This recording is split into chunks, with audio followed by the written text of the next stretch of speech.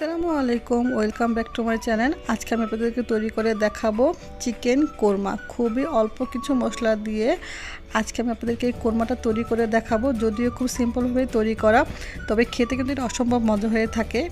আসুন তাহলে আমরা দেখে নিই কীভাবে এই কোরমাটা তৈরি করতে হয়। এখানে আমি 6-7 পিসের মতো চিকেন নেওয়া আছে। তারপর এখানে আমি লবণ, 1 চা চামচ আদা রসুন বাটা দিয়ে ভালোভাবে মাখিয়ে নিব। তবে একই প্রসেসে আপনারা যে কোনো চিকেন দিয়েই এটা তৈরি করে নিতে পারবেন। এখন আমি ভালোভাবে চিকেনটাকে একটু মাখিয়ে নিব। চিকেনটা ভালোভাবে মাখানো হয়ে গিয়েছে। এখন চুলায় একটা প্যান বসিয়ে নিয়েছি। প্যান বসিয়ে এখানে আমি দিয়ে দিলাম 1/3 কাপের মতো তেল। তেলটা দেওয়ার পর যখন তেলটা গরম হয়ে আসবে তখন আমি এর মধ্যে চিকেনগুলো দিয়ে দিব। এই সময় অবশ্যই চুলার আঁচটাকে একটু কমিয়ে তারপর চিকেনগুলো ভাজতে হবে। যখন এরকম একটা পাশ লাল হয়ে যাবে ওই পর্যায়ে উল্টিয়ে দিতে হবে।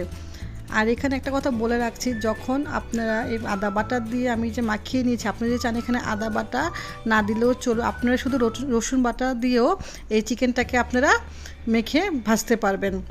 চুলা আঁচটাকে কমিয়ে এপাশ ওপাশ করে লাল করে ভেজে নিতে হবে।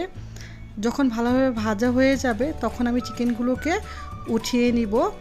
একটা প্লেটে উঠিয়ে একটা সাইডে রেখে দিতে হবে। আর একই প্যানে 1 কাপ নিয়ে নেওয়া হচ্ছে পেঁয়াজ কুচি।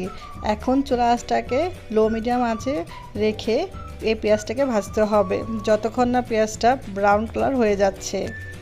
ভাজতে ভাজতে একটা সময় দেখা যাবে পেঁয়াজটাকে অনেক নরম হয়ে গিয়েছে আর ব্রাউন কালার হয়ে গিয়েছে।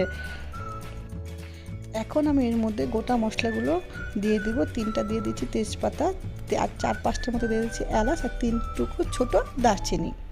গোটা মশলাগুলো দেওয়ার পর পেঁয়াজের সাথে ভালোভাবে নেড়েচেড়ে আমি মিশিয়ে নিয়েছি।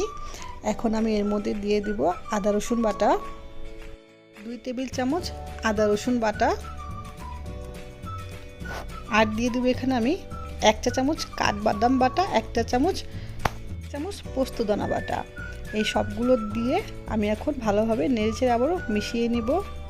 এখানে আমি দিয়ে দিব 1/2 কাপ পরিমাণ পানি দিয়ে আমি এটা আবার একটু মিশিয়ে নিব। এখন আমি এখানে দিয়ে দিব 1 কাপ পরিমাণ লিকুইড দুধ। কোরমা রান্নায় কিন্তু লিকুইড মিল্কটাই দিতে হবে। তো সবগুলো মশলা আবার একসাথে নেড়েচেড়ে মিশিয়ে নিতে হবে। যখন মেশানো হয়ে যাবে তারপর উপর থেকে আগে থেকে ভেজে রাখা চিকেনটা দিয়ে দিতে হবে।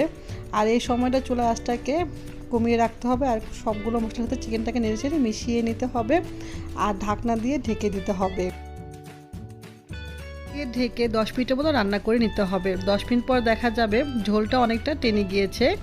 উপর থেকে দিয়ে দিতে হবে 8-10টার মতো কাঁচামরিচ মাঝখান থেকে কেটে নেওয়া, আর দিয়ে দিচ্ছি এখানে 1 চা চামচ লেবু রস। তো আবারও নেড়েচেড়ে মিশিয়ে নিতে হবে। এই সময় ঢাকনা দিয়ে ঢেকে দিতে হবে না।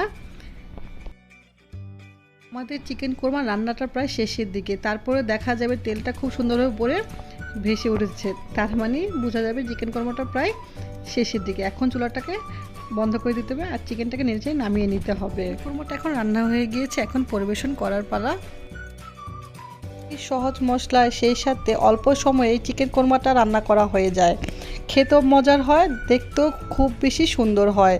তো আশা করছি আপনাদের কাছে এই আজকের রেসিপিটি ভালো লেগেছে। ভিডিওটি যদি ভালো লাগে অবশ্যই লাইক দিবেন আর কমেন্টের মাধ্যমে জানাবেন আপনাদের কাছে এই ভিডিওটি কেমন লেগেছে। সাবস্ক্রাইব করে আমার পাশে থাকবেন। আজ তাহলে এই পর্যন্ত, আল্লাহ হাফেজ।